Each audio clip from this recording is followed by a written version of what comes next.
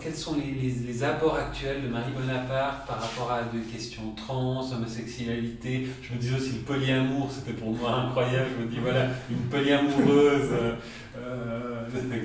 à l'époque. Et je me dis, est-ce que ça a amené, est-ce qu'on la lit, je sais pas, dans les milieux trans ou homo, est-ce que ça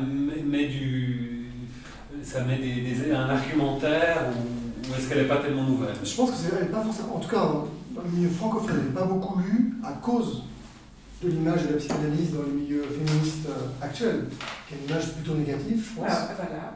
Ouais. Oui. Pas que, hein, mais... Oui, mais... Et puis elle passe pour une folle, pour d'autres elle c'est vrai C'est à cause de ça.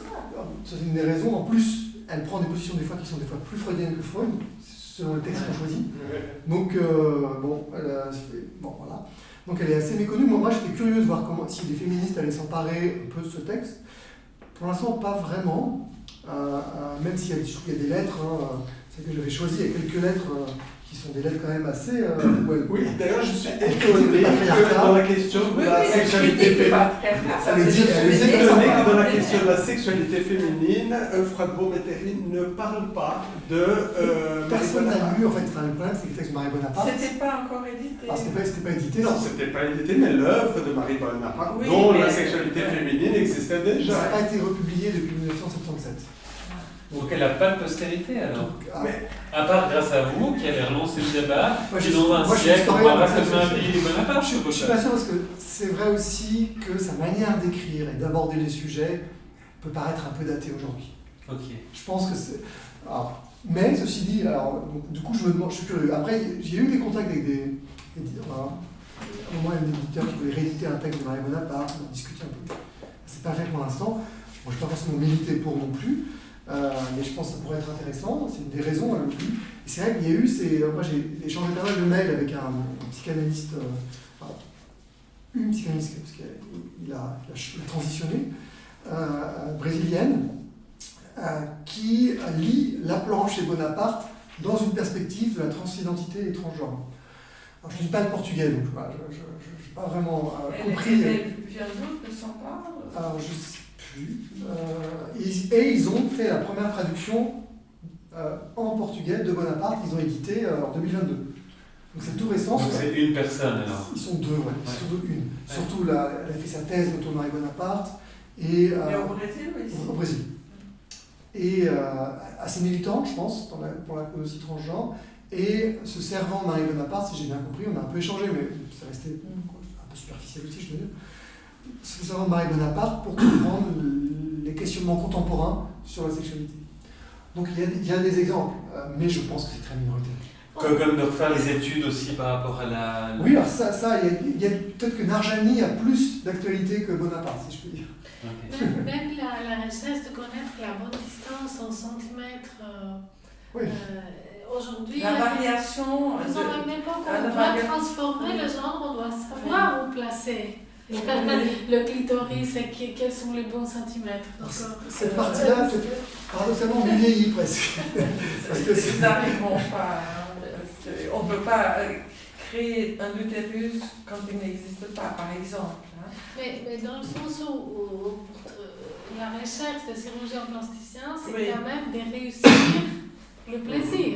Et ça, c'est une vraie recherche. Et reprendre les cellules du clitoris, etc., et puis donner une autre forme, mais que ça assure un plaisir sexuel, c'est là où nous sommes aujourd'hui. Donc, je dis juste que par rapport à ces progrès scientifiques et chirurgicaux, Bonaparte est d'actualité vraiment. L'actualité avec le questionnement organique de la sexualité, il est vrai, a été mis un peu de côté. Avec Freud, et probablement aussi avec une certaine lecture de la psychanalyse, cet aspect-là est apparu comme moins intéressant. C'est plus intéressé à la dimension peut-être psychique, fantasmatique, et c'est d'autres perspectives, c'est plutôt les sexologues qui ont introduit ça dans les années 50, puis après il y a eu, les choses se sont rattrapées.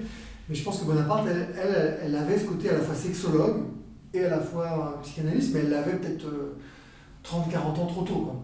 Ce qui fait qu'elle était un peu toute seule, et avec une manière de penser la biologie aussi, qui est une manière qui aujourd'hui est assez datée, très marquée par l'évolutionnisme, qui aujourd'hui peut-être, qui existe encore, les évolutionnistes sont présentes, mais Dans la formulation, je pense que c'est aussi particulier. Donc, voilà, tous ces éléments-là font que peut-être elle n'est plus forcément lue. Et qu'elle est... En fait, pour la lire, ça demande un effort, parce qu'il faut contextualiser et comprendre ce qu'elle veut dire. Et des fois, ce qu'elle veut dire, c'est des fois presque l'inverse de ce qu'on pense comprendre de ce qu'elle dit. Ce qui rend le truc un petit peu complexe. Et en plus, elle ne dit pas la même chose dans le privé et dans le public. Donc, ce qu'elle dit à Freud, c'est pas exactement ce qu'elle écrira plus tard en tant que psychanalyste. Donc là, on est embêté. Qu'est-ce qu'elle pense réellement? C'est un petit peu confusionnant.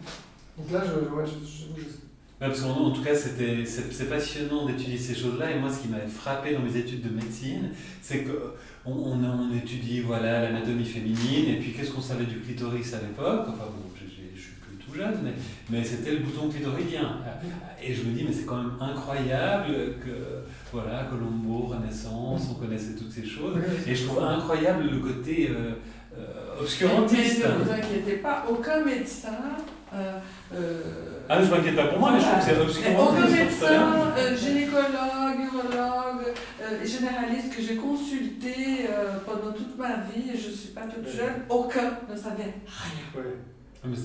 Mais ce qui est le plus intéressant, c'est cette question que vous avez dit, qu'il y a eu des redécouvertes, des oublis, des redécouvertes, des oublis, ça s'alternait comme ça. C'est incroyable comment ça se oublie à répétition.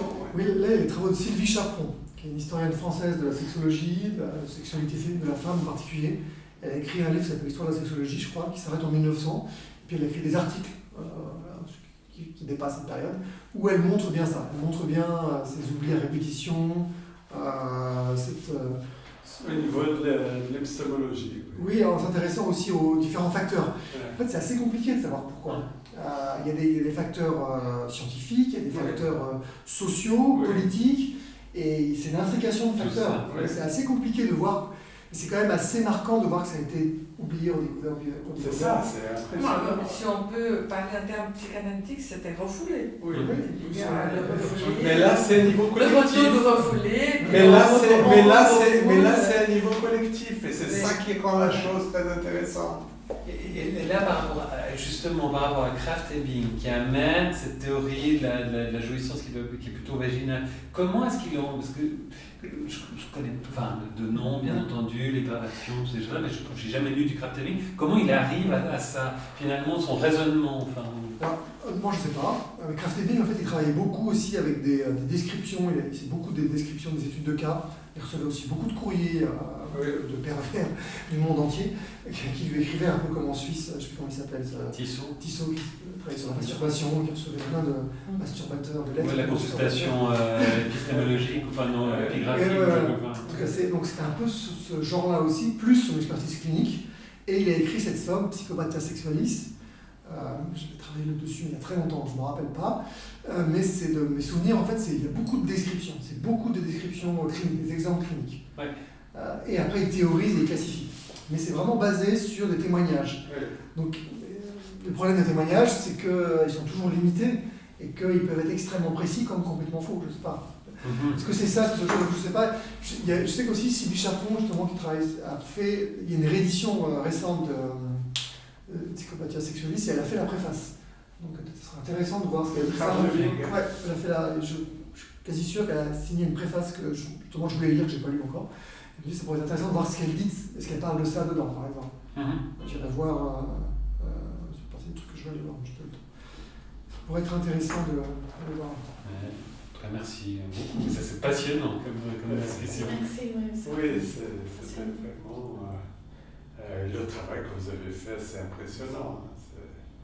C'est un travail de persévérance continue.